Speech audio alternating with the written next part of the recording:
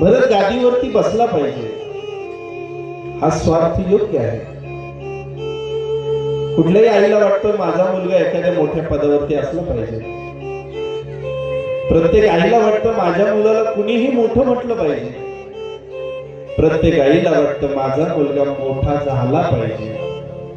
मग कैकेयीला जर वाटत असेल माझा मुलगा राजगादीवरती बसला पाहिजे, याच्यामध्ये वेगळं ते काय? त्या आईचा स्वार्थ हा योग्य आहे.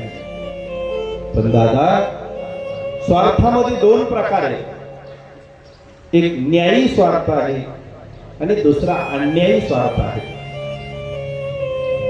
कैकेयीला वाटतं भरताने गादीवरती बसावं, हा न्यायी स्वार्थ आहे.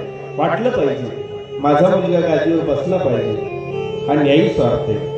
पण भरताना गादीवरती बसावं म्हणून रामानं वनवासाला गेलं पाहिजे, हा स्वार्थ कसा आहे? हा अन्यायी स्वार्थ आहे. माझा मुलगा गादीवर बसला पाहिजे पण त्याच्याकरता कौशल्याचा मुलगा 14 वर्ष वनवासाला गेला पाहिजे, हा अन्यायी स्वार्थ आहे. माझं चांगलं झालं पाहिजे, त्याकरता दुसऱ्याचं कितीही नुकसान झालं तरी चालेल, माझं मात्र चांगलं झालं पाहिजे.